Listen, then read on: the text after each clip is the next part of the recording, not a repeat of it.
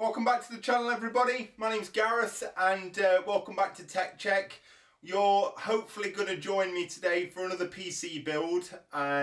Before we get into that, I just want to say a very humble thank you to every single person over the course of the last 6 weeks that's actually subscribed to the channel. It means the absolute world to me that we've been managed to basically start a YouTube channel just off the bat, really, with very little education from a YouTube perspective, and start to make some videos with the hopes and dreams that you lovely people would tune in and obviously get involved. So absolutely massive thank you to every single one of you that has commented, liked, shared, subscribed, whatever it may be, where you've actually done something on the video. I really do appreciate it.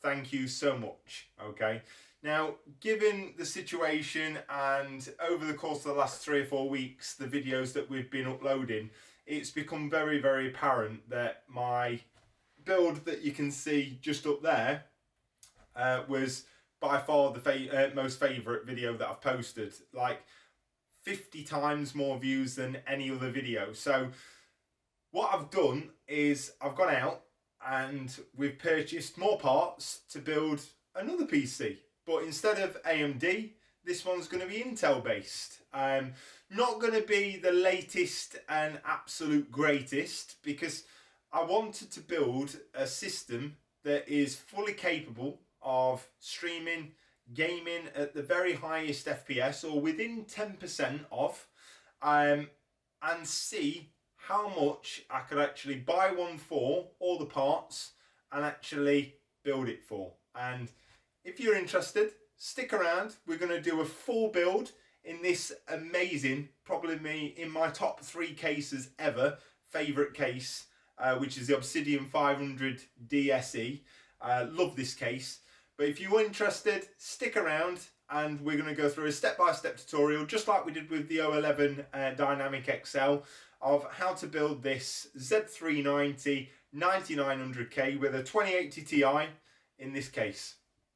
So, as we've already said, guys, this is going to be the second build on the channel. I wanted to go Intel, and I wanted to go a little bit different as well. 9900K is still an amazing chip, especially for a gaming chip. 8-core, massive clocks on it. I'm not sure what we'll be able to get out of this clock, but somewhere, if we can get 5.1, I'll be really happy, but we'll see if we can push it a little bit further than that.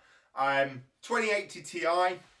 Got one in my personal build up there while we're still waiting for the 3080s or 3090s to be delivered, and this was too good of a deal just to obviously pass by. So I've actually got 3 of these 2080 Strix OCs now, so I'm going to stick one in this particular build. It should give us an amazing frame rate, either at 1080p or 1440, and 60 FPS on 4K as well. So let's go through the parts and you'll see what I'm talking about. So, as we've already said, we're using a 9900K. I've got that on the shelf there. I've took it out of the box already. Likewise with the rest of these, shall we say, parts, because the boxes just get absolutely everywhere and it's a bloody nightmare. This is not a huge space like most big YouTubers, where they've got huge amounts of space that they can work in. They've got a cameraman, sound man, and everything else that goes along with it. So I'm literally in a 2.5 meter room by a 3.5 meter room, so I'm limited somewhat by space. So I thought I'd get rid of all the boxes, unload everything, and then you guys can see exactly what we're working with. So let's start off with, so we've already mentioned it's going to be an Intel 9900K processor. For motherboard, we've gone for an MSI Z390 Edge motherboard. Middle of the road, should we say, motherboard. Not a high end, but not a budget or entry level motherboard. Got fantastic power delivery. It's got an 8-pin and a 4-pin power connectors. Got 2 M.2 slots as well, and loads of connectivity, whether that be for RGB or whether it be for storage with SATA or anything like that. Loads and loads of capacity if you wanted to obviously add anything additional. We've mentioned that we're going to be using 2080 Ti Strix from Asus. Again, one of my most favourite cards, just there. We're going to be chucking in here 32 gigs of Corsair Vengence Pro C18 RAM at 3600 meg. Absolutely fantastic RAM, guys. Really good timings on it as well. See whether we can tighten them up. If not, then we'll just run the normal XMP profile. We have got another product. Whoa, don't do that.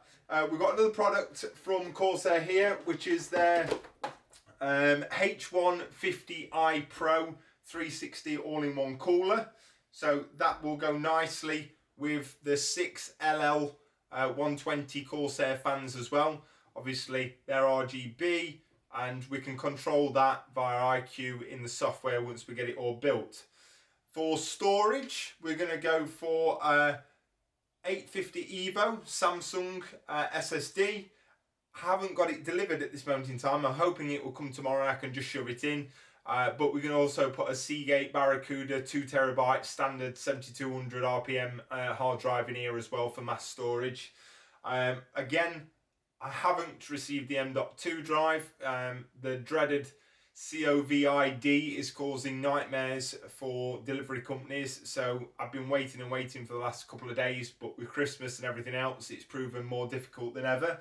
So at this moment in time, we are just going to be shoving in an 850 Evo, and then we'll add the M.2 and the standalone hard drive afterwards. Okay, we're going to be running and utilising a Commander Pro here, so that can hook up the fans that go onto the AIO, and we can manage that via Corsair iCUE system once we've got it all built. Lastly but not least, we've got a RM1000 power supply. Totally overkill for this build, guys, but again, it was too much of a good deal to not actually buy.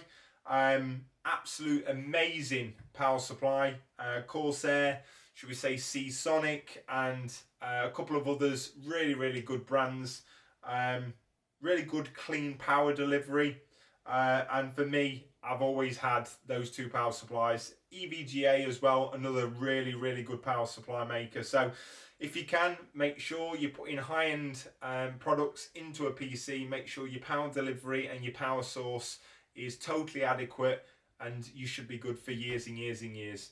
This power supply will probably be good for the next at least 5 to 10 years as well. So OTT for this build, but again, if you ever want to upgrade to a 3080 or 3080 Ti, 3090, that should be more than sufficient to be able to do that. So one bit of advice I would always give is don't scrimp and scrape on that power supply. Always get one a little bit more than what you actually need, unless it is an entry or budget level, and that way you're never going to be stuck. You're not going to be in a year or 2 years time going out buying or shelling out for another PSU. All right. So with that said, moving on to this, which is the Corsair 500D SE case. I absolutely love this case. I don't know why, but it is visually stunning. Blacked out, all glass, absolutely astonishing case. Okay. I just love it. I absolutely love this case. I don't know why.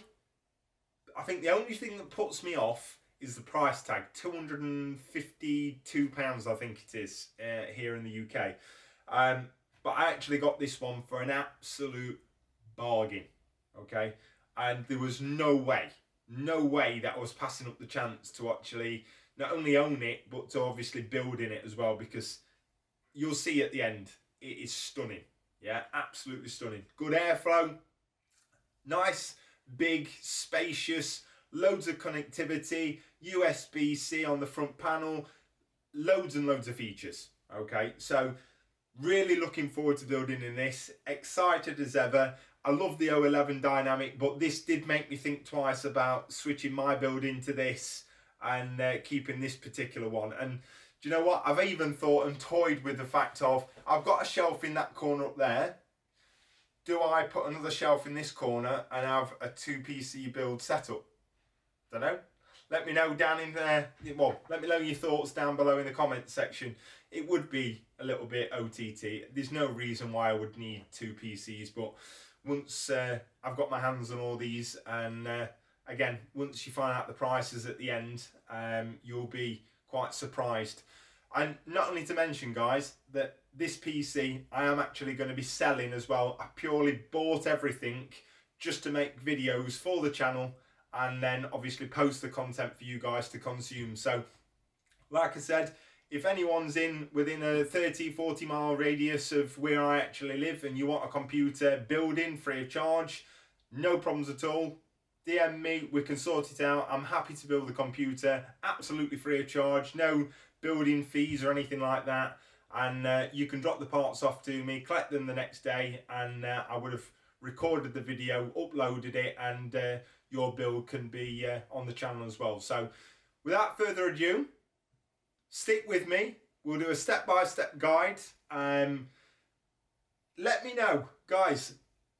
I'm here to obviously fulfill your needs. If we're going through things that you already know, leave a comment down below. If you want to know more about a particular subject, let me know.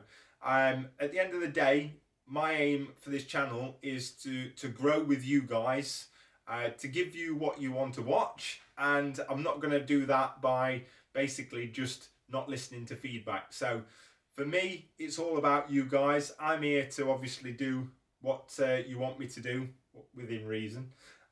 So yeah, let's crack on. Let's start with clearing everything up, and I'll see you in a couple of minutes.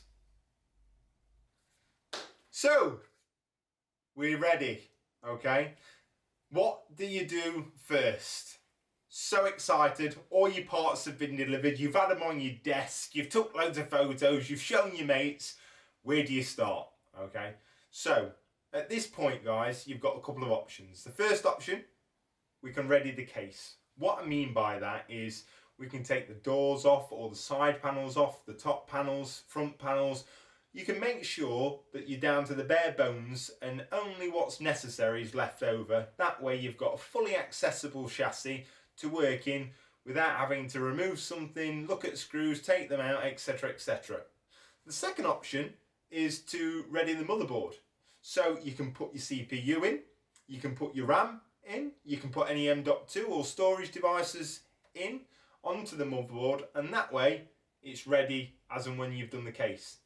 Me personally, I always like to start with a case because they're the most cumbersome parts. They tend to be glass or acrylic side panels, things that are quite heavy or things that take up a bit of room. That way you can get them off, get them out of the way, you can situate your case where you want to obviously start building in it, and that way you know exactly what you're working with. So we'll start with the case.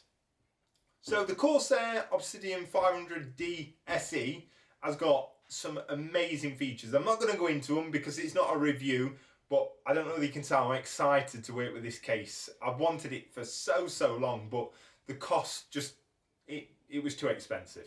Okay, so really good feature is both doors on both sides open fully, and it's easily took off by 2 little screws right at the back here. I'll show you them when we come to take them off. But that was one side, and then this panel opens as well. It actually comes with the Corsair Commander Pro, this case does as well.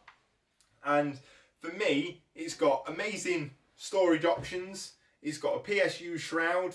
It offers plenty enough room to obviously do a water-cooled build in here.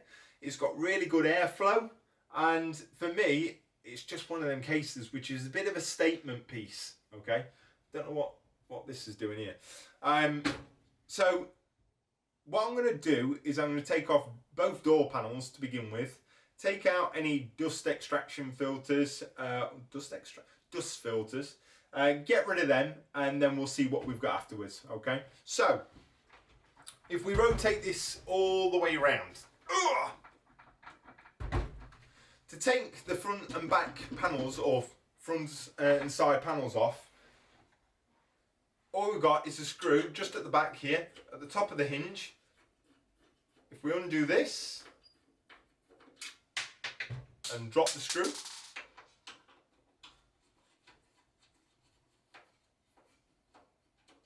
not do the same with that one. Pop that up there. You should see, if you open the door up and then just pull it up, the panel comes straight off.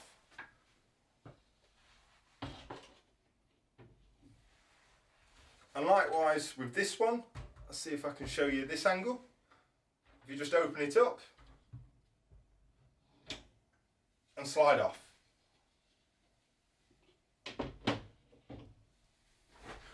One thing to note here, guys, is just be mindful that those glass doors do weigh quite a bit, and once you've took one side off, the case tends to want to tip over. So just make sure that you don't have any mishaps, you are fully supporting it, and everything's basically not going to fall over. So what we also have is at the front, not a very good angle that isn't, is it? At the front we've got a magnetic dust filter here that can come out. At the bottom, is it this side? It is.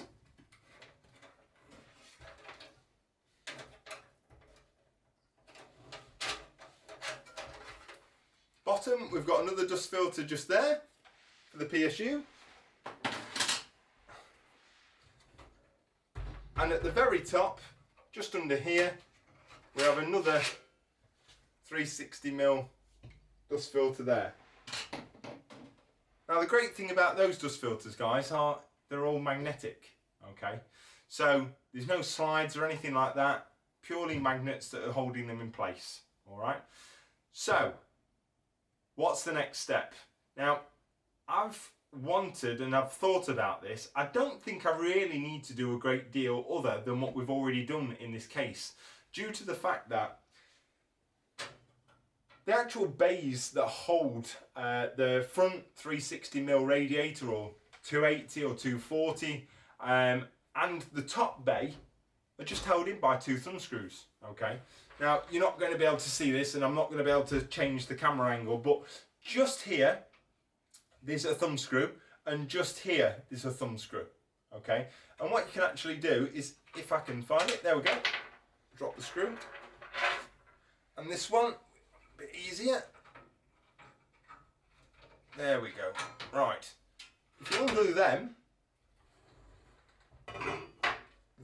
the top bay comes out, and likewise for the front one, there's one located just here and one located just here.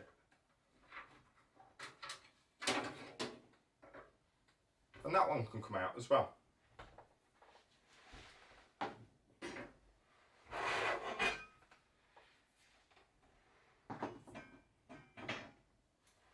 We'll put those to one side, else we'll lose those. I haven't forgot about the screw that I've dropped on the floor. That's safe, that's down there. So, that's about it, to be quite honest with you. There's not a great deal more that we need to do, except for get my sticky, dirty fingers all over this nice polished glass. You can mount 2 3.5-inch SSDs on the back, and it also has 2 available options for standard hard drives as well. Alright, so loads and loads and loads of storage options in this case, and the beautiful thing about it is they're all hidden as well. So I really like that, to be quite honest with you. So as well as that, we've got some really, really good connectivity. So here on the front panel connectors, we've got our, well, standard really. What's this one? We've got power LED lights, positive and negative. We've got a power switch and we've got a reset switch. So a lot less than what the O11 Dynamic was. You've got our USB 3 connection, which is here. We've got our HD audio, which is here. And we've also got USB Type C. What we will also need in order to power the Commander Pro is SATA power and a USB 2 header on our motherboard. Nothing too fancy, nothing too hard to build in, and to be quite honest with you, really excited to build in this, okay? So, now we've got a case and we know what the crack is with that, let's move on to this Z390 Gaming Edge AC. Okay, so pretty nice motherboard, guys. Okay, as I said before, not an entry or should we say a budget motherboard at all. Okay, I think this motherboard's around 120 to 150 pounds, something like that. So was more expensive when it first came out, 18 months to 24 months ago, around 170 pounds, something like that. So it's a mid-tier Z390 board. All right, so for me, as I said previously, got really good power delivery. It's got an 8-pin and a 4-pin CPU power up here. It has also got, I'll hold it here, there we go. It's got two M.2 slots, which is here. Now obviously Z370s, Z390s, Z490s can only do Gen 3 M.2 drives. So can't do the latest and greatest like X570s can with the PCIe 4 drives. But to be quite honest with you, I think the majority of mainstream individuals will be utilising Gen 3 drives anyway. So motherboard, very, very straightforward, dead easy. We'll come to all the connections afterwards, but it's got plenty of USB 2 headers, loads of RGB headers, CPU fan header, RGB headers left, right and centre, as well as pump headers as well. So first thing that we need to do is we need to enter the CPU. Okay, so for the eagle-eyed viewers over there, you will notice that the CPU has been sat at the side of the desk all this time. So I can remember, what, 2 years ago, when about 2 years ago, I had got my 8700K, and then my bubble was burst all of a sudden because this little chip called a 9900K came out, and Intel announced obviously their latest and greatest 8-core super duper gaming all-in-one can do everything chip, and I was heartbroken. Okay, now even though the 8700K was an absolute beast of a chip itself, 6 cores, 12 threads, hyper threading, could do 5 gigs over all-core overclock, this was the one that everybody wanted. But I think it was about £450–500. I just couldn't bring myself to spend another £150 to £200 more than what the 8700K for what I was doing back then, which was merely gaming, nothing else. What I can say to you is this CPU is still massively, and I mean massively, relevant today. By any standards, this CPU can do whatever you want it to do. Might not be as quick as the latest 10900K, but it's within 10%, okay? It might not be as quick as the 5900 or 5950X or even the 36 or 37 3800X, okay?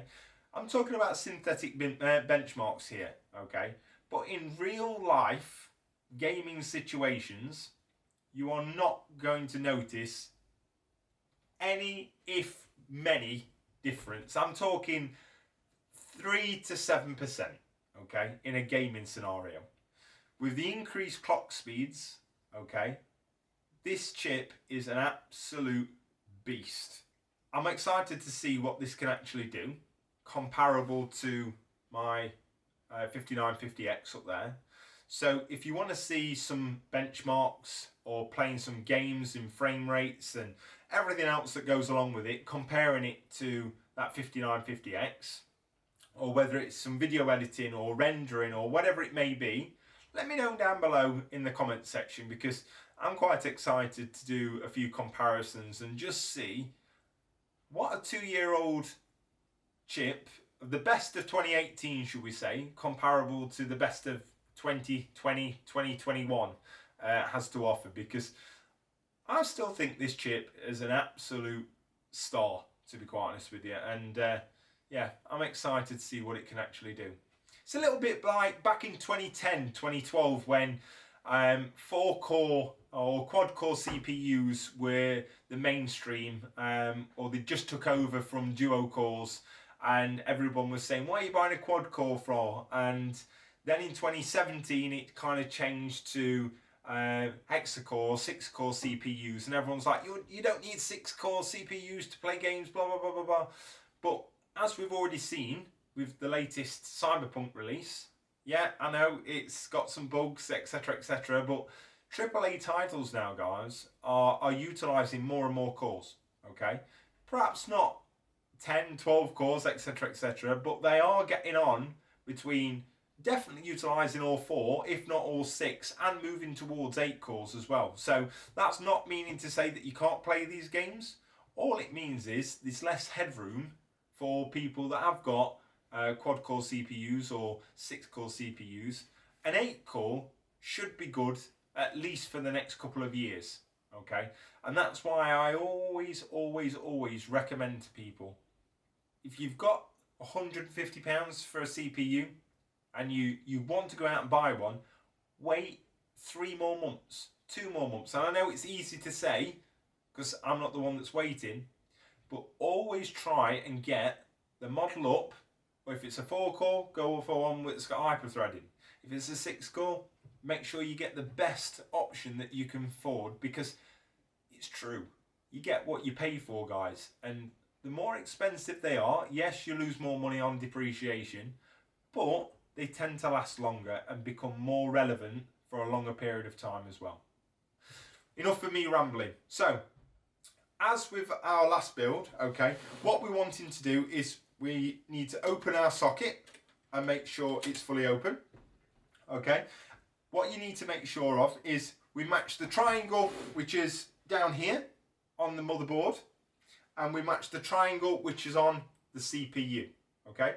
So make sure that you don't touch the bottom here, and we're lining it up. Don't drop this in there, okay? If you drop the CPU on those pins, there's a good chance that you're going to knacker your socket, okay? So make sure that you place it down nicely. Give it a little wobble just to make sure everything's all right, okay? Gently place the socket back over, and you will see or feel quite a bit of tension when you're pressing this lever back down. Don't worry, that's just everything fitting in quite nicely, okay? So as you press down and you get quite a lot of tension, push all the way down, pull out a little bit and push it under the lever underneath that slot there, and that will hold it firmly in position, okay? And what you should have is you should have a CPU installed just like that. So guys, next thing that we need to concentrate on the motherboard is the RAM, okay? So in this instance, we've gone for Corsair Vengence Pro. It's a 3600 megahertz kit. It's a C18 kit. I wouldn't say the timings are amazing. They're 18, 22, 22, 22, 42. But we have got 32 gigs of it, and with it being 3600 megahertz, it should be absolutely fine. Obviously, like we've said before, RGB RAM, no different to any other, still needs going in this exact same way, no issues, no problems, okay? So if you've got 2 slots, or 2 DIMMs, should we say, it needs to go in slot 1 and slot 3. If you've got 4 DIMMs, then obviously populate each DIMM slot, okay? So as we've done a number of times before, we need to make sure that the groove lines up with the hole on the motherboard tray as well, okay? So you can do that by just lining this hole up with the hole or the slot itself. And then all we need to do is we need to put this one in. I always like to put one in one side, and then the other one can go in afterwards. The only difference between certain motherboards is you'll have 2 catches, or you'll have a catch at the end of each DIMM slot. On this particular motherboard, you've got catches at both ends, okay? So you just need to make sure that both those catches flicks up into place, holding it securely, making sure that it's in there nice and tightly, okay? So the way to make sure that that happens is first place it into the DIMM slot, then don't be scared at this point, with even pressure, press down on both ends of the DIMM slot. and you'll hear a click just like that. Okay, repeat that for DIMM 2, 3 and 4, and I'll be back with you in a second.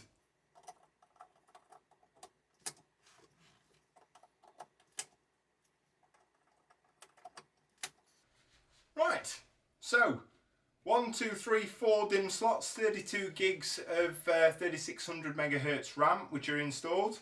We've got our 9900K installed. Now, the next step to do at this point would be to install your M.2 drives. Okay, so any M.2s that you have that you're wanting to install, it's much easier to do it while it's in this position here than it would be when the case is upright and you've got to be that tiny little screw that you're screwing in and you're holding the M.2 drive in place, etc, etc. Always try, guys, to do as much as physically possible whilst the motherboard is outside the case. You can get in there, you can feel things, there's a lot more light as well, etc, etc. Okay, so where possible, do it outside. So guys, we've got our CPU installed, we've got our RAM installed. Next step will be to install our backplate for our CPU mounting mechanism for our all-in-one. Now, obviously we've got an Intel CPU, so you want to make sure that you're using the correct mounting bracket, and in this instance we're wanting to look for the Intel one. Okay, so very straightforward. Okay, all I would suggest is, this is why a motherboard box comes in so handy. Obviously a lot of people might be saying, well, you're not wearing an anti-static bracelet or anything like that. What I did is I grounded myself on my own power supply back there to get rid of any static or anything like that. But I would urge, if you are fairly new or you're doing it on carpet or anything like that, it's always good to use an anti-static bracelet. And if it's one of your first time building, you don't want to blow any boards or anything like that. So dead straightforward. What we're going to do is gently lift the motherboard. We can put this bracket, have I got it right way? Yeah, I have. Let me just, there we go. Right, so we are going to push these through the back of here. I'm trying to do it while I'm not looking. There we go. Right, push that down like that, and then what we can do then is we can install the standoffs. Okay, so easily, all you have to do is screw them in, dead straightforward with your thumb. Don't need to be mega tight either. There we go.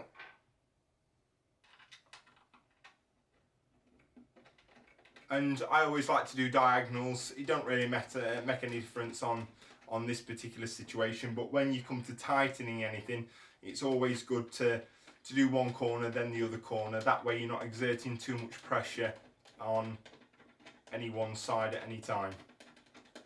I'll quickly get this last one in.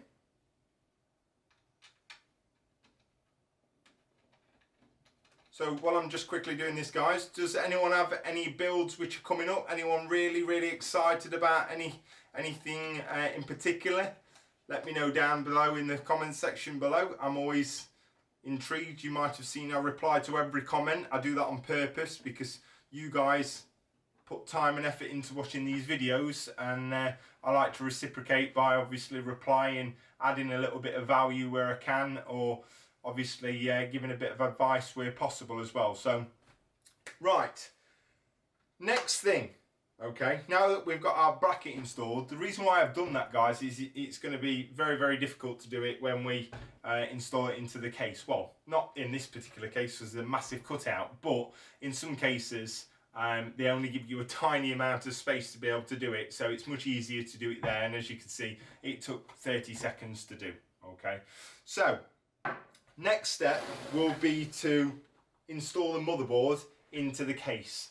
Now, most cases come with pre-installed standoffs already in place, and if they don't have all of them, they'll at least have the center pin installed just to keep the motherboard in place for you so it all lines up. Okay, so carefully put these in here out of the way so we don't break any of those. He says they'll probably all fall out in a minute. There we go. Right, so, and again, try not touch any of the chips at the back or anything like that. It's not too bad if you do, but it's just better not to. In fact, I've dropped a ball already, guys. Before you install the motherboard, okay, you need to put the I/O shield in, okay. Oh, there we go. So I/O shield for this motherboard. With it being a mid-range motherboard, it's not got.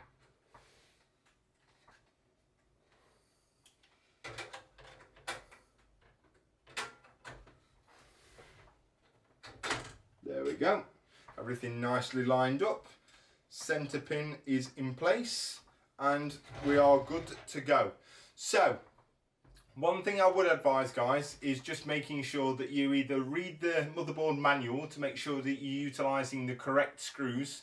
One thing I will note is when I purchased this case with another motherboard in it, I don't know what the gentleman or lady was thinking when they were installing, but they actually utilised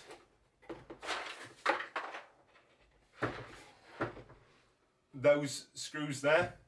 Now, that does not offer any sort of grounding. It doesn't actually touch the motherboard because of the standoff which is installed onto that screw, and is totally inaccurate for the correct process in installing this motherboard. So make sure that you're using the correct screws when installing motherboards, guys. You need to make sure that you've got a firm contact and everything is grounded so you don't short your board out. Make sure that each and every one is populated.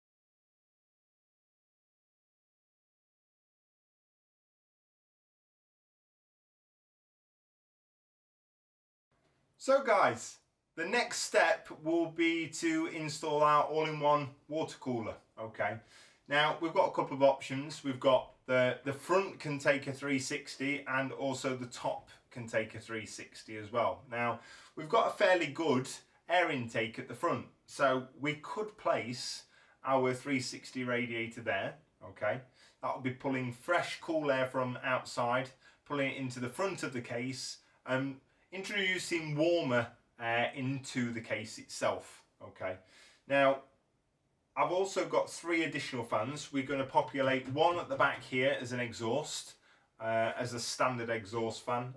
Where possible, always have one here, just to introduce better airflow. Obviously, air being pushed into the front of the case or pulled into the front of the case and then pushed out the back of the case is really good. Or we could populate the radiator at the top, having fresh air coming through the front, having 3 fans there. The problem that I'm going to have there, I think I'm only going to be able to put 2 fans at the front because I've only got 6 fans. So 2 fans at the front, 1 at the back here, and then 3 on the radiator at the top.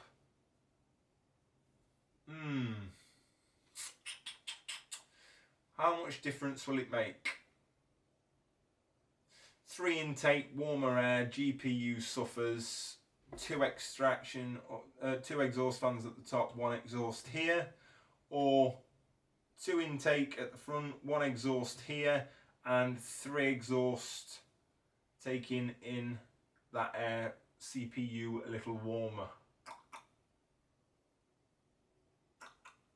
I think I'm going to put the radiator at the front, and before everybody goes absolutely loses their mind, I'll have a look to see whether the tubes on the AIO are long enough to populate it with the tubes facing down. Yes, I know that Steve at Games Nexus has done many a video and obviously shown the whole world that air trapped in the tubes or on the pump can cause longevity issues, etc, etc. As you can see there, my 360 rad is as an intake. I haven't put the tubes down. Number one, primarily due to the fact that they're not long enough to do so. They interfere with the graphics card. And number two, guys, let's just be frank here, okay? I've had 1, 2, 3, 5 of these Corsair coolers over the last 4 years, and I've never ever put the pipes down. I've never had any additional noise. I've not had any should we say bleeding noises, the pump noises, additional or extra noises. I've never had one of them fail on me. So I get it, yeah? Air will get stuck at the very highest point, okay? And if the pump is at the top of the radiator, as it is in some AIOs, it's primarily bad, okay? But as long as there is a part of the AIO, yeah, which is either top of the radiator or the pipes or something like that, which is higher than where the pump is, you should be absolutely fine. Now, there's going to be people running riot in the comments. I get it, okay? Again, I will put this to you, okay? It is down to personal preference. If the case dictates that you have got the ability to obviously put the AIO in a position with the cables at the bottom or the pipes at the bottom and still have plentiful room to obviously get around the graphics card and the RAM and make sure it's obviously put on the CPU adequately, power to you, okay? If the case dictates that you don't have that opportunity, then there is, I can't tell you. I'm going to be stoned in the comments for it, but I personally have noticed no difference whatsoever, okay? And I'm sure there's hundreds of cases out there where people are going to say, it happened to me, blah, blah, blah, blah, blah. And I would say that's fairly unlucky. And if you can, follow a good process, put the pipes down. If you can't or you don't like the look of it, then obviously it's your personal preference how you install it, all right? So guys, these fans are LL120s. They're Corsair's, not newest, because the newest ones are the QL ones. So they offer some really good functionality when it comes down to RGB. They're a really good fan. They look really, really nice as well. And to be quite frank with you, the only difference between these and the QLs are, see the light ring at the front here? This one?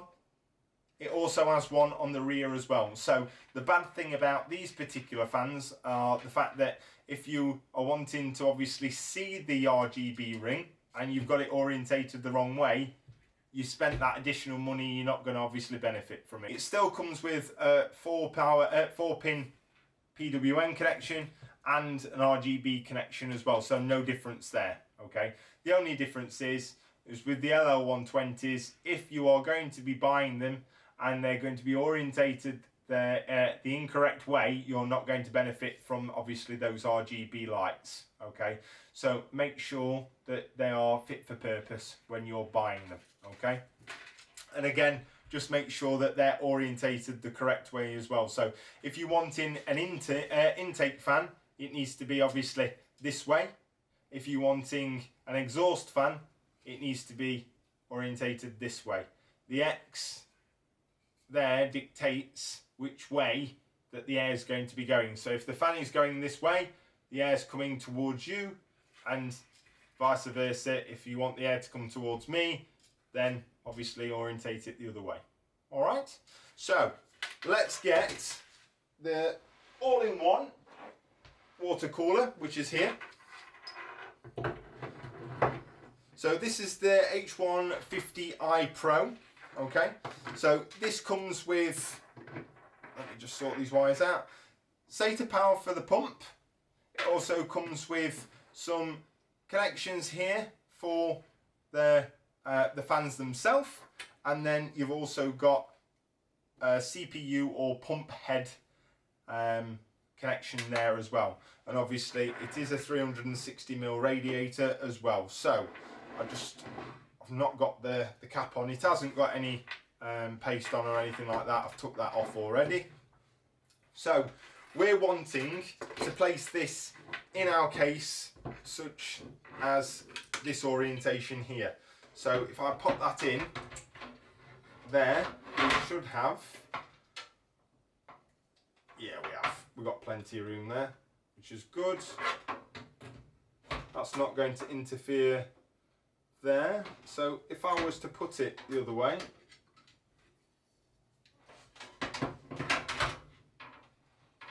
could I do that without breaking everything? Absolutely not. Absolutely no chance. Before I get flamed for saying, why don't you put the pipes down? Steve at Gamers Nexus says it's the best thing to do. Clearly, this case is too large, these pipes are too short, and I don't have that possibility. So always look at the possible options when mounting anything, guys, because again, we want to see these fans. Obviously, you've paid additional money to make sure that it looks all blingy. So make sure that you're paying attention to what possibilities that you do have. Don't rush into anything and just take your time, okay? So guys, to install these fans, very, very simple. Like we said before, we're going to be obviously pushing air from outside of the case into warmer air into the case by obviously pushing air through the radiator, okay? So we want to be placing the fan like this onto the actual radiator itself, okay? What you want to do now, guys, is make sure that you're using the correct screws. These ones here with the washers on, make sure that you use the washers as well. That'll mean that there's a good firm connection and make sure that it holds the actual fan down onto the radiator correctly without obviously pushing too far through the radiator, because it could be a nightmare if you damage that, okay? Now, as we already know, there is a bay here as well that we need to use in order to obviously mount this AIO in the front of the case itself, okay? So just be mindful of the way that this fits into the case, okay? So we know that this fits into the case in this position here, okay? So if we take that back out, we know it's going like this, okay? So we want to make sure that this sits on top of our fans, and we put these screws like this through there, and then through the fan into the radiator, and then this is what holds obviously the AIO in place in the front of the case, okay? So before we start putting screws in, make sure that you have got all three fans correct, which is like this. Make sure that you have got all your cables coming out of your fans on this particular side, so when it's stood up and facing the front of the case, they're easy to cable manage, because there's nothing worse of having cables all over the place, okay? So make sure that's done. And then what we can do is, knowing the orientation that this actually goes into the case, we can put this on top of said fans like that, and you'll see on top of these fans there is rubber stabilizers, so you don't hear them obviously. Well, you're definitely going to hear them, but you won't hear any vibrations or anything like that, or if you do, they're going to be quite minimalistic, okay? So now that we've got all that in position, you can start populating your screws, making sure that they go all the way through. I wouldn't screw them down too hard, because you don't want to do that, not yet. So that's one. We'll just get these four corner ones in first, and that way it's going to be held in position. There we go, number two.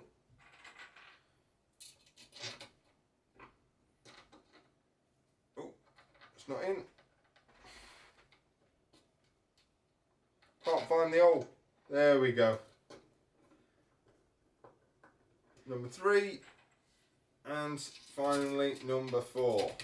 And then what you can do is just populate those into there, slightly screw them in, not over tighten them, because we don't want to make sure we can't get any of the others in or anything like that. So now that all those are in, I'm just going to do the diagonals.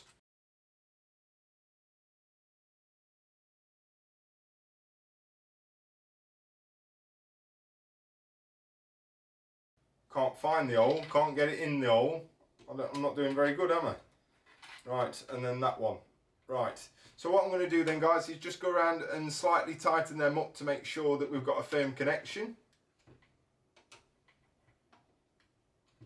I don't want to do it too tight, but I don't want it dead loose either. You'll know when it just bites, and it just bites enough that you don't need to do any more. So guys, now that that is all installed, just take care of the pump head, make sure that's not scraping all over the tables or anything like that, because it's not got the cover on it. All we need to do is we need to pick up this, we need to thread these cables through what Corsair can only be a godsend of basically got some pre-drilled holes where they are perfectly positioned for us to obviously take advantage for cable management. So we'll get those through. I'll put each one through. Just bear with me. There we go. Right, we can now put one of the thumb screws in, guys. Just hold it in position for us. 1, 2, 3, 4, 5, 6. We're not caught on anything, which is fine. So the last thumb screw guy goes down at the bottom down here, and we just need to install that. So once that's installed, we are all good with the front radiator. There we go. Right, so next step, guys, will be to sort out these cables here and actually apply the pump to the CPU. Okay, now what I'm going to do in order to make it much more easier, I'm going to thread these cables through where I would like them to disappear. I'm then going to turn the case upside down so that this is not flopping all over the place. Next thing, guys, is to make sure that we apply the CPU fan on the header on the motherboard. So it's relatively very close to the CPU. It's closest socket really, just vertical from it. Pull out the trusty MX4. Can't go wrong with this stuff.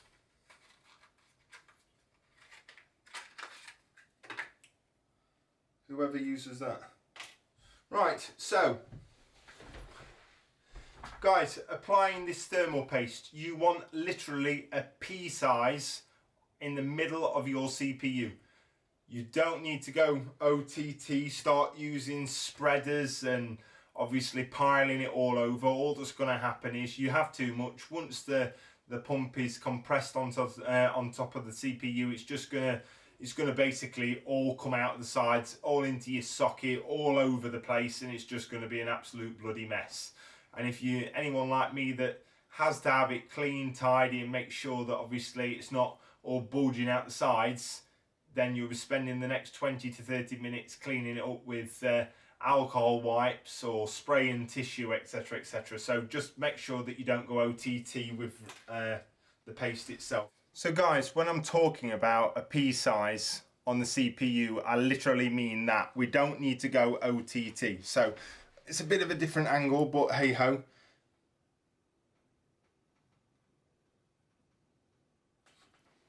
That is absolutely perfectly adequate. You do not need any more than this particular amount on this CPU or any other CPU, unless we're talking like a Threadripper or something like that. Now again, it's personal preference, it's down to you. If you want to use this particular spreader that comes with obviously the thermal paste, then knock yourself out, get it all over there. But when you come to either change CPU or refresh your thermal paste, you will wish that you didn't. Okay, so up to you what you want to do. My personal opinion is that that's absolutely fine.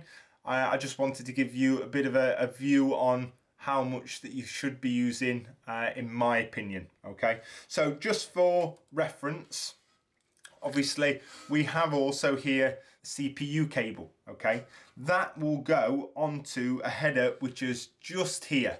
Okay, sorry, the lighting is not the best and I'm being a pain in the arse here as well.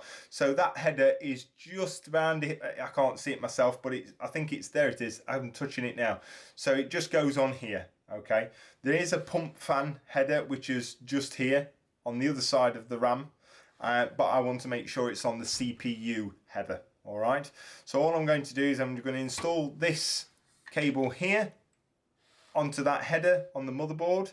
I'm then going to push these 3 cables here through the back of the motherboard and case to make sure that these connections are cable managed behind, and that way we've got absolutely no cables on show, and I'll try and hide the CPU fan header as much as possible. All right, see you in a second. Right, so as said before, what we're going to do now is we're just going to attach the pump onto the CPU, and we do that by attaching the 4 standoffs on the motherboard through these 4 holes which are located on the pump head. Okay, and make sure, guys, that you're using the correct thumb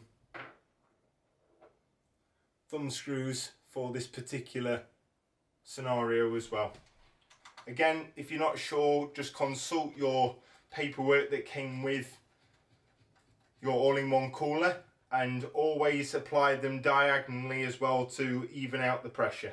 Can be a pain in the arse, these ones as well, because the tray at the back, it likes to push out, and unless you get it on nicely first time, you'll find that you're pushing the back of the back plate out, and it's a bugger sometimes. So what you have to do is, once you've got 2 of them on, if you are experiencing that, just stand up your case without squashing any of the wires, and then what you can do is you can just press the back plate like that, and that way you can get to where you need to get to.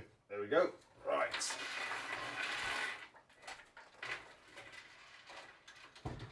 So now that's on, guys, what I'm going to do is I'm going to just tighten them up with my thumbs on the diagonal slightly each time on a different corner, just to make sure there's enough pressure exerted and we've got a nice tight fit, but not overly tight. We don't want to be using no screwdrivers here or anything like that. We just want to be using our thumbs, feeling and making sure that it is tight enough, and that's absolutely fine. Okay, so as said before, let's get them wires out of the way. There we go. Right, I'm not even in the shot. Right, so we'll attach the fan header again, making sure that that's on nicely. You can't go wrong with this, guys. Just follow, obviously, the 3 pins, and it's got a guider which takes it on. If there's not 4, there's not 4. It's not an issue at all. That's absolutely fine. No, I'm quite satisfied with that so far. Right, cool. So the back side of the case. Right, there we go. We won't snip that off just in case we want to undo it or anything like that, so that's not a problem. Right, our bracket is nicely on for our CPU, that's cool. Right, we've got 2 fans which is here, 2 fans which are here, and 2 fans which are here. Right,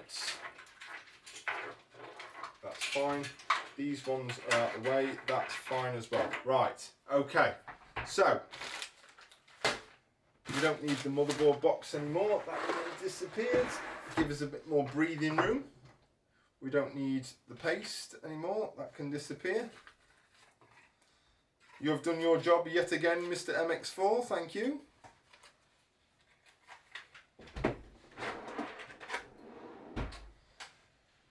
So in order to get, and apologies guys, there's no light in here. I've removed the light from behind me, okay.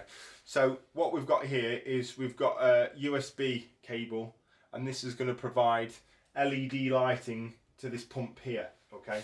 So what we do is we put it in here, which I might have done before I did this, but hey ho, not that way.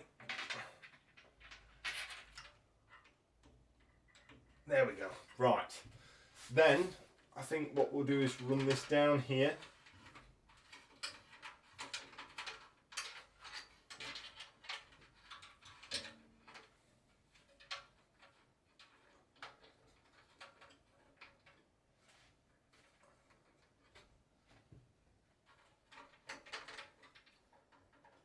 That's not too intrusive.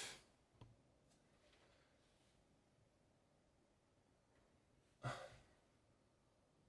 looks alright actually. Those don't look too bad. Out of the way. That one looks okay, which is there. So I'm quite pleased with that, no problem. Okay, so this one is the type one, isn't it? So what we'll do is run this one. We'll put this one into our... So basically what I'm doing here, guys, is this pump head here for the CPU all-in-one cooler needs a USB 2 connection, okay? Now, we've got one right down at the bottom here. Again, if you don't know, make sure you're looking at the plug. There should be a blank on the plug, okay? Not only does it say USB only, but look for the same pattern that's on the motherboard if you're unsure as to where they go, all right?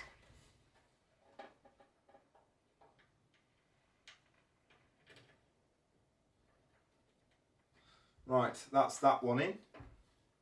We have another one which needs to go on here.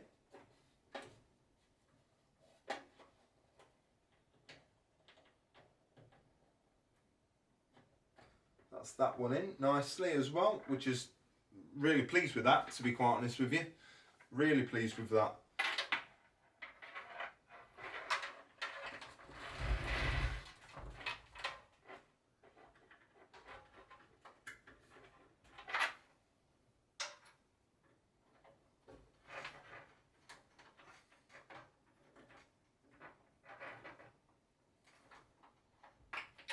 Right. That's cool. Right, I'm happy with that, to be fair. Normally they're an absolute nightmare to do, so I'm adequately pleased with that, to be fair. What I think I'm going to do is I'm going to try and get another camera, or at least have my C920 or my Brio, which is up here. So I've got 2 or 3 different angles, guys. It's fairly difficult for me to show you every angle unless I had my little boy which was carrying the camera or moving the camera, which I'm sure he would absolutely love. But in all honesty, you probably wouldn't see any more than what you're actually seeing now because he'd have it all over the place. So I'm doing my utmost to obviously show you each step of the process, okay? So all I've done, guys, is the pump, this USB connection's connected to the pump. And my thoughts was to run it round here like this, down here like that, and put it down there, okay? Likewise for this one, let's move these cables, or at least that cable, don't want that like that. And likewise for these ones, I'm going to end up running it down here like this, out of the way as well. And this is just a SATA power which is going to go in here, which will be nice. So I'm not bothered about that. We've got these cables which will all be running down the centre of the cable tied here, which is here. So that will be those. And then I have got these 3 cables here, or a PWM from each, going to here. So I think I'm going to connect those in here and have those in here hidden as well. I'll have a SATA power connection that needs to be attached to this and to this, and then also to this.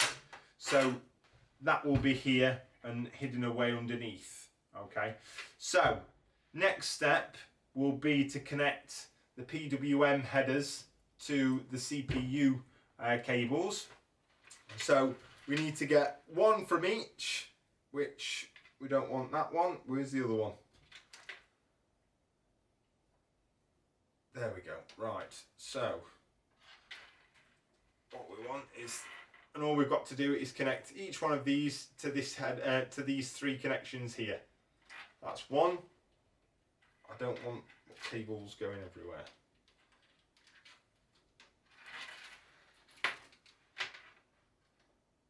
Number 2.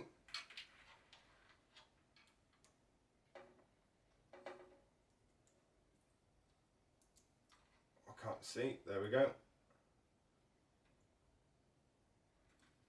Number 2, and then our last one, which is down here, which is number 3. There we go. Right, keep that as tidy as possible. There we go. Right, so What we're left with now, guys, is one from the top, which is for the RGB, another one, let me untangle that, there we go, another one from the middle for RGB, and one from the bottom, which is for RGB, okay? So, what's important here, guys, in order to make sure that you get the, should we say, the lighting effects as you want them, you need to make sure that you know which is 1, which is 2, and which is 3, okay? It doesn't matter when you're providing power, but it does matter when it's going into a lighting node, okay?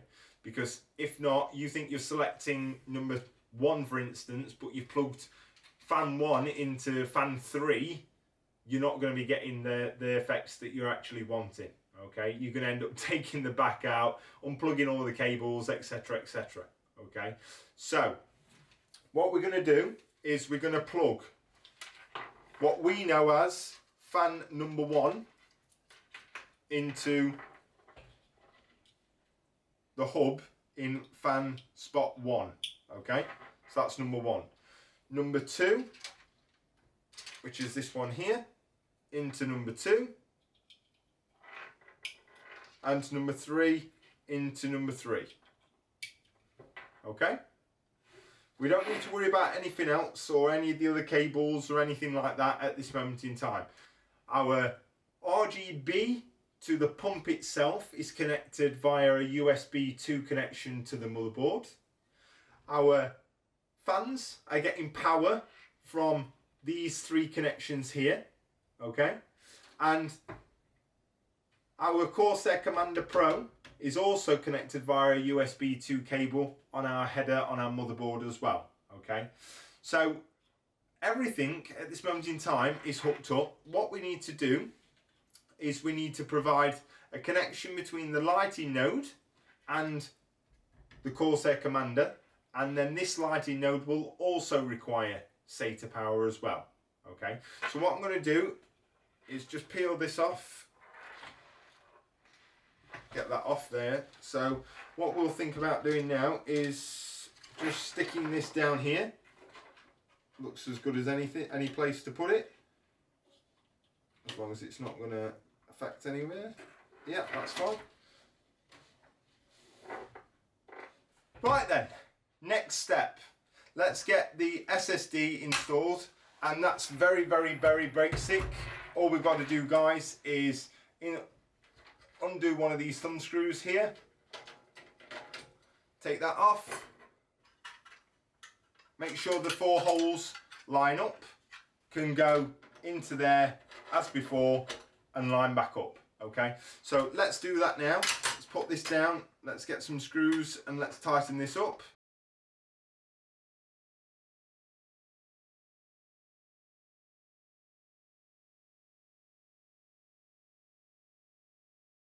There we go. Right. So guys, make sure that it is attached properly, all 4 screws populated, and that way you've still got access to the bottom here. Okay, so what we know is we can't attach at this moment in time the SATA power because it needs to come from the actual PSU itself, but what we can connect is the SATA cable. Okay, so just make sure that that is adequately on, and all you've got to do is make sure that you can put it on and take it off correctly and make sure it's seated properly. There's nothing worse of thinking that you've pushed these on and then you get everything put into the system and realise, oh god, it's not on, it's not recognising the bloody hard drive, and it's purely because of these SATA cables. Okay, so that now, oh, what am I doing? That now can sit back in its place on here.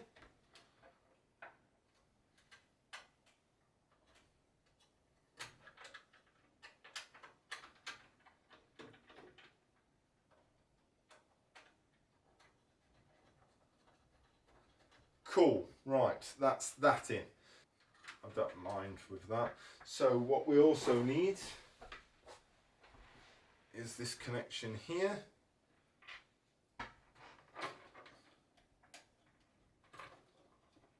So what we need to do now, guys, is we need to provide the lighting node with a connection to our commander core, okay? And that's done via this little small cable here, okay? The 3-pin cables, okay? So I'm going to attach this to our lighting node core, and then that is going to go to our number 1 LED.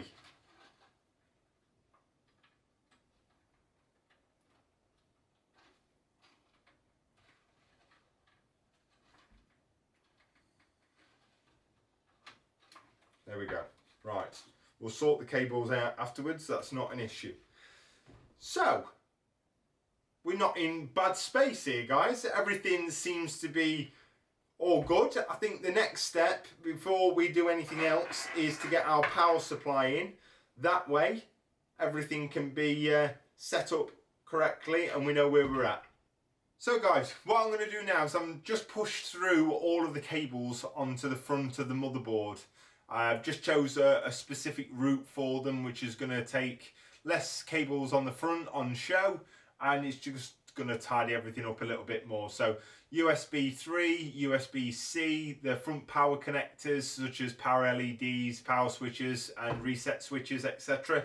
They've just been pushed through, and basically we're at the stage now of just putting this power supply in. So let's get hold of the power supply. So this is a big boy, it's an RM1000. So let's start off with the easy ones, guys. So we have got our 24 pin, okay? So this goes into the side of the PSU, this runs into our motherboard, okay? So the easiest thing is, again, whilst it's outside of the case, make sure that we are putting as many cables in as possible. So it's not difficult. What we need to be making sure is that we've got these in the correct ones, okay? It clearly says 24 pin ATX just here, okay? So what we do is we put our 24 pin in like that, and then we've also got our 10 pin which is here. Okay, so we can plug that one in at the same time. Oh, so toughen.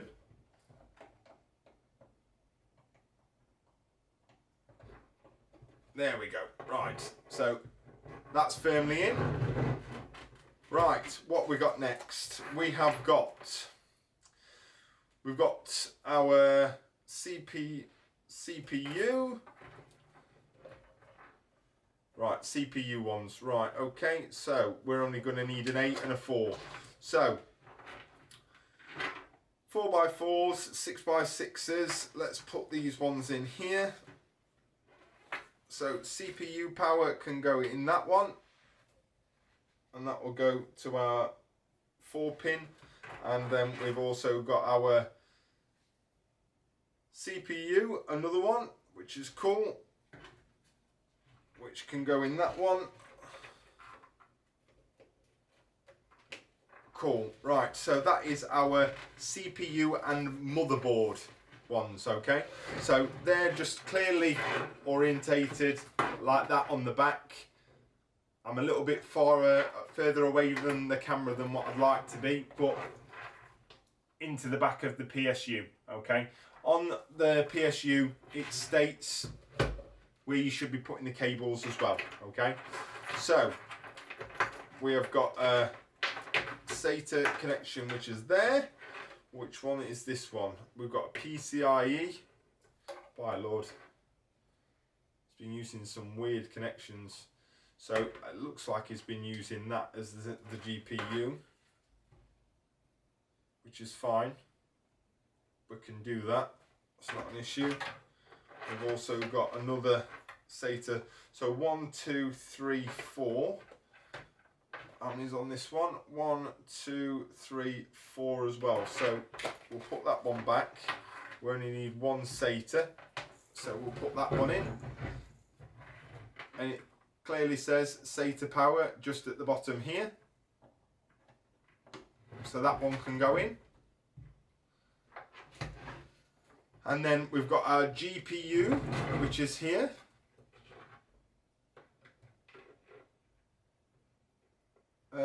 Put it in this one here so it's out the way. There we go. Right. So that there, guys, is the only cables that we're needing. Obviously, we've got a fan on the bottom of this PSU, guys. On the bottom of this case, there is also an opening or cutout for the fan as well. Okay. Now, like we said before, we've put all these cables in, so it's much easier for us to be able to get access to them while they're out of the case than it is when it's pushed in there and you're trying to squeeze your hand in, etc, etc. So what we're going to do now is fan down. Let's unplug that just for the time being, and let's put this into here because it's a big boy.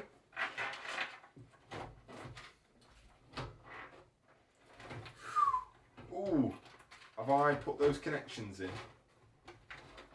Is it going to go? Is it going to go? Yes, it will. Right, so.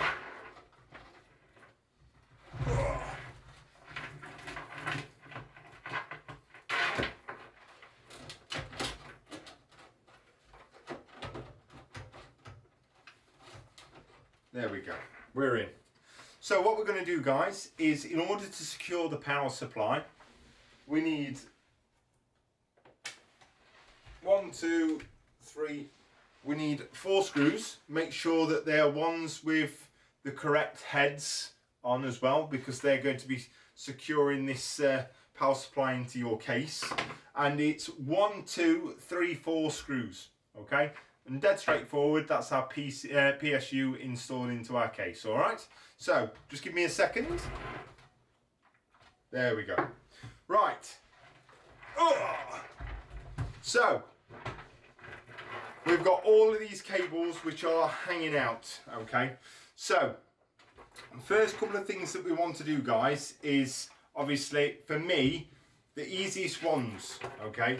The best thing to do is to push these cables through on the best routing through the back of the case into the front of the case. Okay, so obviously the biggest cable by far is this massive Mester here, and that one's going to go to our obviously motherboard 24 pin. Okay, so if we look, that's fairly up here, so it's going to go through this grommet all the way up here. Okay, so if we push this one through, is it? It's going to go through this top one up here actually. So push this one through here, like that. Right. So we said that cable was going to go around there, such as that, like that. Yeah, that's cool. We don't want it hitting in there. That's cool. Right. So that's absolutely fine like that. We have got our CPU, which needs to go to the other end. We've got our Molex needs to stay this side, so we can keep that there. We have got our, what's this? Another CPU and CPU. Right, okay, CPU, and then this is our GPU here. Right, okay. So,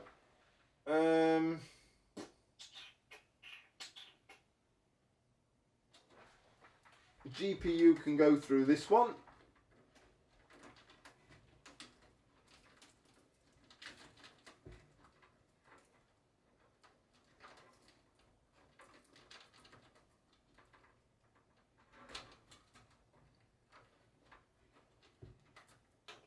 Right. It's looking a bigger mess now, isn't it, behind here? Right. And then these two need to go right up here through this hole up here. But before I do that, I'd just like to have 10 minutes just to sort some of these cables out, figure out the routings and make sure it looks a little smarter than what it is. So I'll be back with you in YouTube time in a couple of seconds. Wow, that took a long time. Does anyone like my pink scissors? Well, they're not mine, they're the wife's, but they do the job. Right. That's looking a little bit tidier. I couldn't stand dealing with that particular rat's nest behind here. So guys, just an FYI, okay, I have plugged in the 24 pin which goes here, and I have plugged in the 4 pin plus the 8 pin which goes up here. I had to, in order to determine how much space and how much room and length I had on the particular cables to manage them behind the back, okay. So what we're going to do is we're now going to focus on basically the rest of the cables in the front here, okay. Now, there's under no way are you going to see it due to obviously it being too dark, okay. Now, there's not much point in me showing you either, because on every motherboard it's slightly different. So what we're going to do is we're going to connect the front panel connectors for this particular motherboard and case, okay. So number one, always consult your motherboard manual, okay. Number two, if you look hard enough on the actual motherboard, there should be a little grid which indicates which cable goes to which pin, okay, on the motherboard. All right. Now this case is really easy, comparable to the 011 Dynamic, to be honest. There's half as many cables. There's no HDD lights, so it's just a power switch, a reset switch, and power LED lights. That's it, nothing else, okay. So that's those ones which are here, okay, down here. We've also got then an HD audio. The HD audio is pretty simple. It goes right down here, and again, always look on the actual cable. There'll be a pin missing on the cable, okay, or on the actual, I don't know what you call it, connector. That's better. So if you look at the orientation of the connector and then you look at the pin, I know that that goes up there, so I know it goes right there. There we go. Right, that's the HD audio one, all sorted. Don't really like it going halfway across the motherboard like that, but there is absolutely no other way for me to be able to orientate it and make it look any nicer than that, to be honest. So that's those ones. Next one is, let's leave the graphics card till last, we don't need that. We've got our USB-C and our USB 3, okay. So, easiest one first is our USB-C, which one is this? And that goes onto here. There we go, that's that sorted. And then our USB 3 goes just above our USB-C, okay. Again, if you're not sure, don't worry about it. Either look on your motherboard or look on the actual case itself. It will indicate USB 3 or USB 3C or something like that, okay. Failing that, leave a comment below and give me the motherboard and I'll tell you exactly where it goes. But it is a lot of just plug and play, okay. So I've plugged those in now. I'm going to put the power switch buttons on now as well. I can't see it the other way around, so I'm just going to have to turn it this way. So this one is our power switch. So positive, negative. So that one goes on there. What else have we got here? We have our power LED lights and our reset switch. So reset's just below, so that can go on there. In fact, let's put the reset one on first. Right, that's our reset. That's our power. And these are our positive and negative LED lights, which go on to those two pins. There we go, all nicely and done. Fold them down. Get them unsightly cables out of the way. In fact, I might be able to pull them from inside. I can't because there's too many bloody cables down there, so I'm going to have to do it the hard way. There we go, that's better. Right, so we've got our GPU cables. We need to push these cables back through as well because we don't want the length on these.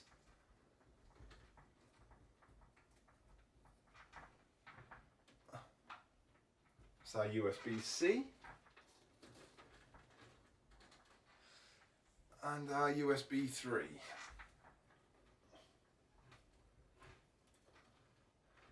Wow. Right. Some cables on that. Jesus Christ, that is massively long. Very long cable. Right. Hopefully they will stay like that. And that will make it nice. There we go. Right, I'm fairly happy with that now, to be fair, except for that HD audio cable, which there's just nothing I can do about it. I can't put it anywhere else. There's literally nowhere else it can go, which is frustrating to say the least, but there's nowhere else I can route it to make it look any nicer or look any better than what it actually is at this moment in time. AIO cables are fine, power buttons are fine, 24 pin is fine. Right, okay, that's everything done at the back of here. We need to put 3 fans more in, 1 as an exhaust at the back, 2 as an exhaust at the top, and we're nearly there. Some screws. Right, so let's do the easy ones first. So we will start with a rear fan as an exhaust.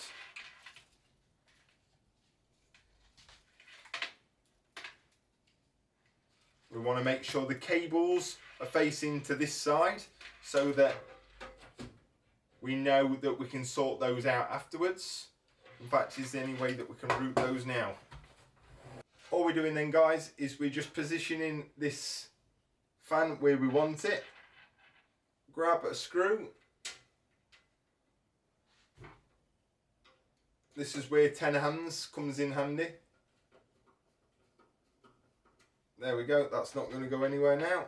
Right, that fan's in, which is cool. We need to make sure that this can get to that as well. So I'm just thinking easiest way, that's got to go to that RGB controller as well. Ugh. Wow. Okay. How is that going to reach all the way over there? Right then, guys, so what we're going to do now is we're going to mount the last 2 fans into the case. We need to use the bracket that secures the fans into the roof of the case, or the top of the case, shall we say. So make sure that, number 1, you've got the orientation of the fan correct, and number 2, that you have made sure that the bracket is going to fit in. It's not going to have any obtrusions with regards to the RAM or the top of the heat spreader for the VRMs on the motherboard. You just need to make sure that everything is basically got enough room. Okay, so I've done that. I've orientated the fans the way that I would like them as an extraction, exhaust.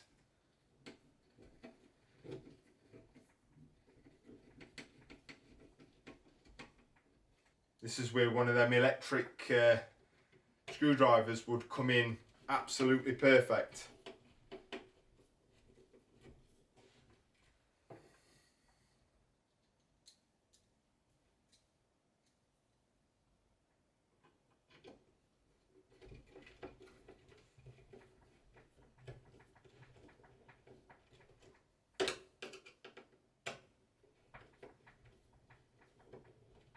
Right, cool.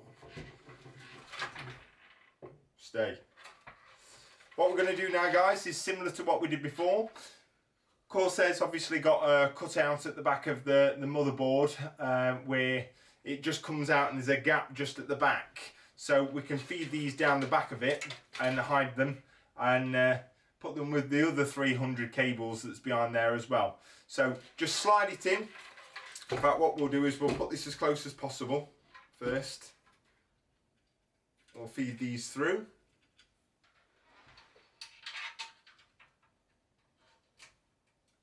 If we can, yeah, that should be fine. And this one. There we go. Right, 2 more thumb screws up here. Woohoo! We got it. We got it, baby, we got it. Right. Last one.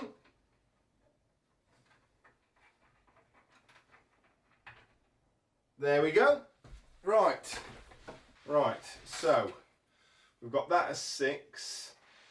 This one needs to be number 5. This one needs to be number 4. Okie dokie. Right.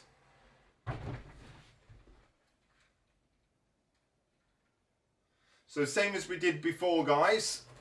Oh.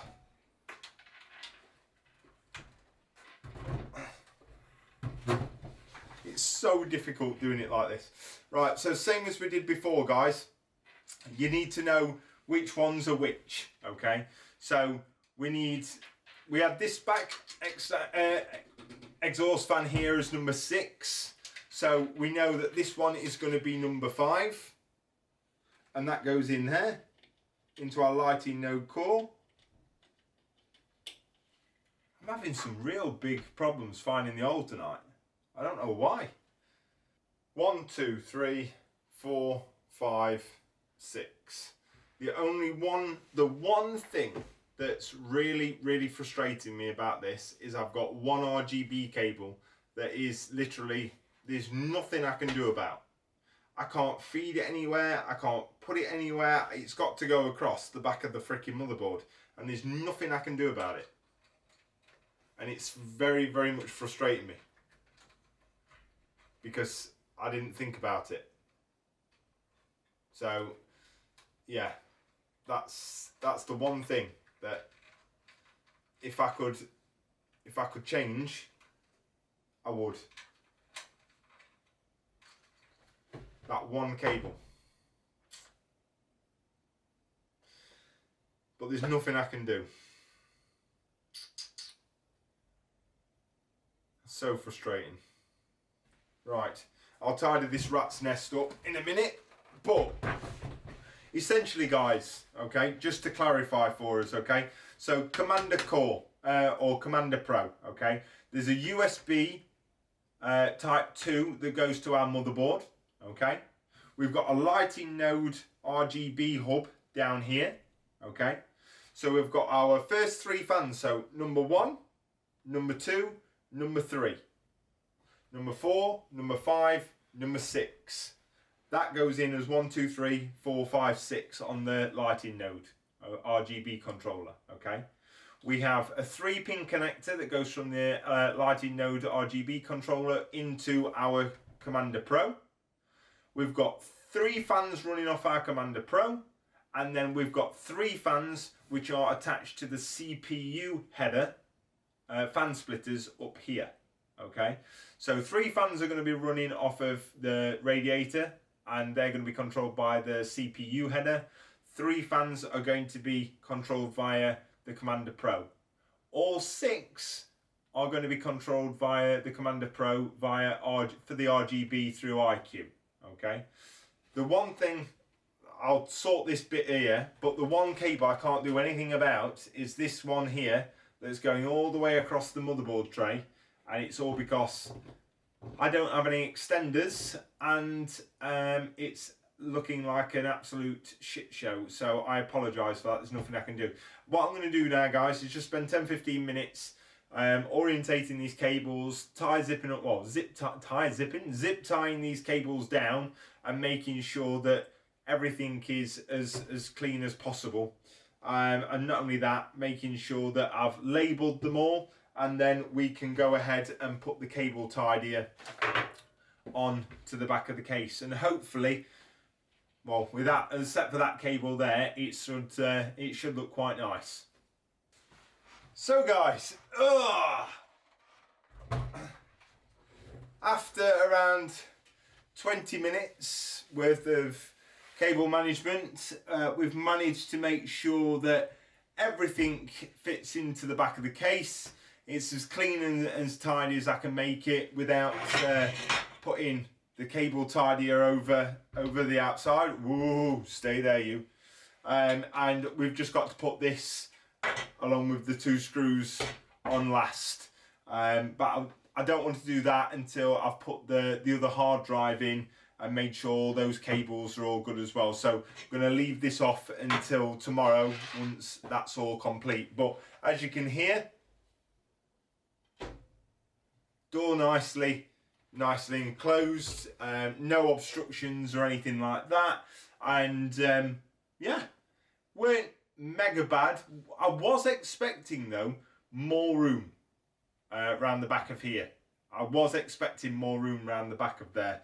And whilst there is quite a lot of space, like any time that you use RGB, guys, Commander Pros, lighting cores, 2-3 times as many cables as what you would normally expect. Plus, I wanted it to be super clean on the front, so I've literally pulled any excess cables through the back. And you've got a central channel that you use primarily for that. There was no way that I was going to get the CPU ones up here. They just weren't long enough to go to where they needed to go anyway. But yeah, it's as tidy as I'm going to get it without using the cable tidier. So I think it's not too bad. Let's hold that door. Yeah, that's all right. I'm happy with that. And then if we turn it round to the front side, you can see the 3 RGB fans at there.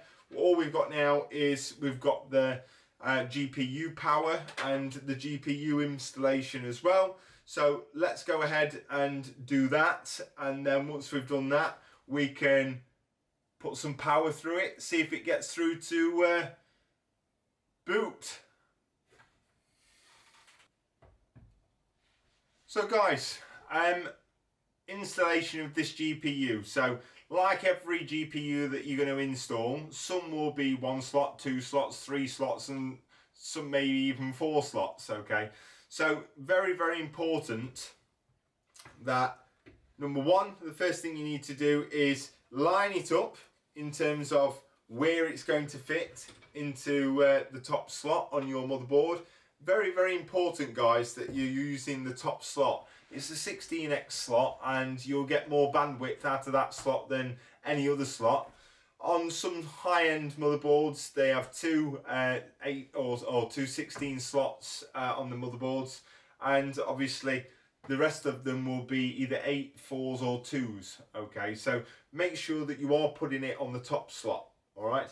Second thing to do is you need to remove the 2 thumb screws on the back plates here where it's going to be held in on the GPU. I've already taken these 2 out. So next thing is the catch on the PCIe slot. We need to make sure that that catch is open fully, or else you're not going to be able to push the GPU in. And then last but not least, if you take the GPU, if you take the GPU, you line it up, and what you should hear is a nice confirmation click, okay? Once that's in, it's done, okay? Let's just move this GPU cable out of the way.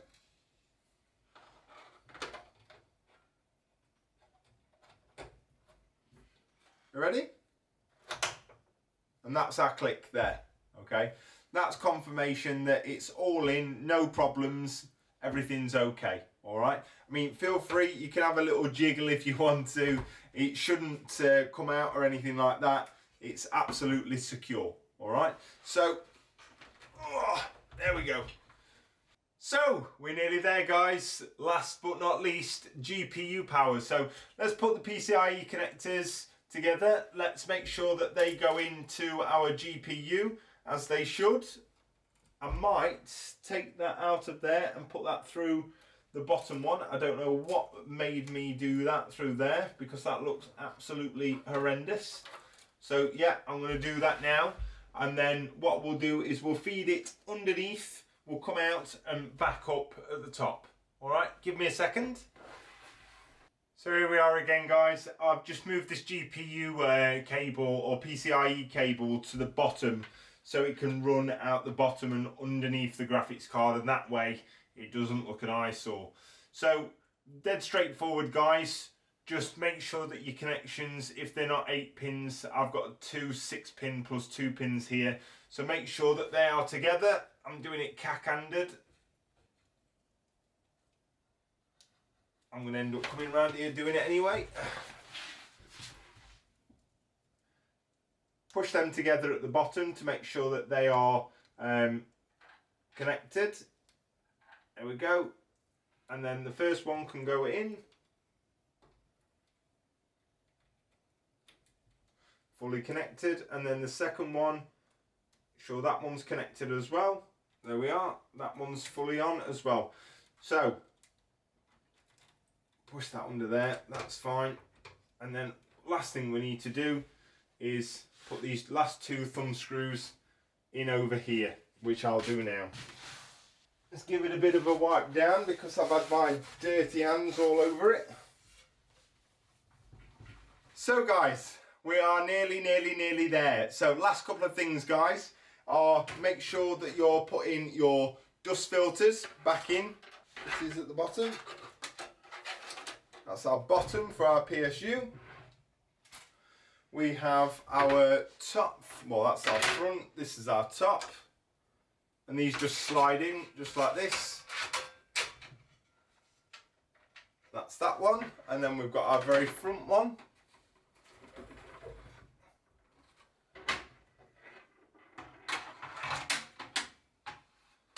Which goes there. We're edging closer. Come on! Last thing is the doors. So we've got one door here, which is fine. We need just to give that a clean because it's filthy dirty.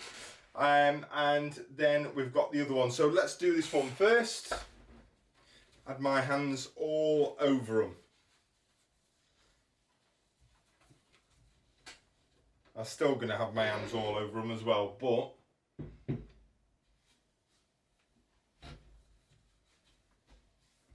at least get some of the muck and dirt off, and that way it won't be as bad.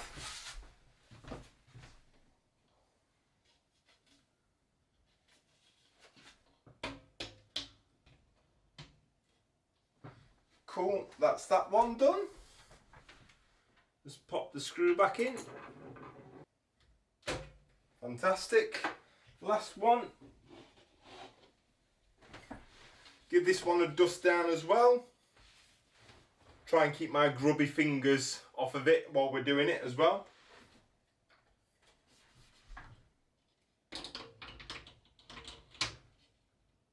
Fantastic, that's that. And last screw.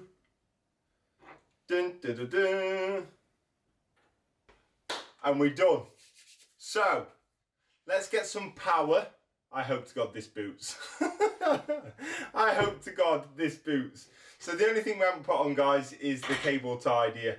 And I've left that off because I want to make sure that when I put the hard drive in tomorrow, if Amazon deliver it tomorrow, that it's basically much easier for me. I ain't got to fart about taking another couple of screws out and so on and so forth. So let's get some power to it. I'll hook it up to this monitor here and we'll see if we boot or get into the BIOS. So guys, we're going to turn it on and we're looking at that monitor behind us and see if we're to post screen or get into the BIOS. I'm hoping everything works, RGB included, so wish me luck.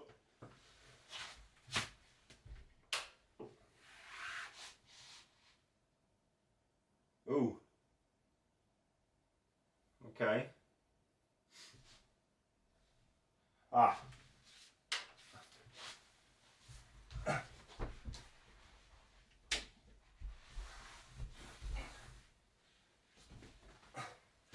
I was a little bit worried then. Oh, we've got power. We've got lights on the GPU.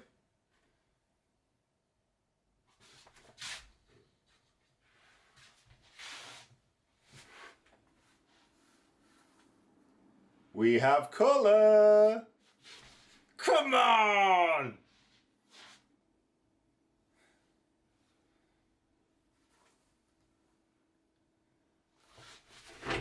And we're straight into the BIOS, guys. So no issues, no problems. Really pleased with that. As you can see, it's looking pretty smart. All the RGB fans are all working. Yeah, really pleased. So just to put it into context for you, 2080 Ti, 9900K, gaming edge Z390 motherboard, 1000 watt power supply in a Corsair 500D SE Obsidian case, and I absolutely got a bargain, guys. All these parts I've been searching, and 99% of them are brand new. The only thing that isn't brand new is the case, and I managed to get everything, yeah, for £1,400. Okay, so this is going up for sale as of from tomorrow. I went to the expense to build this computer, to obviously build it on the channel to give you guys more content, and then obviously I'll sell them on with a 3-month guarantee that I've built it. If there's any issues, people can bring them back. So guys, if you like the video, hit that thumbs up, leave some comments below. Show that love that you've been showing over the last, well, 2 to 3 weeks, because it's been insane. Absolutely amazing. We've managed to, I think we're up to about 130 subscribers. So it took me 3 weeks to get 20. And then in the last 2 days, we've managed to get 30, which is absolutely phenomenal. So I absolutely love each and every one of you. I can't say thank you enough. So please show a little bit more love. Let's get to that 500 mark on these subscribers, and have a lovely, happy new year, guys. All the very best, and take care.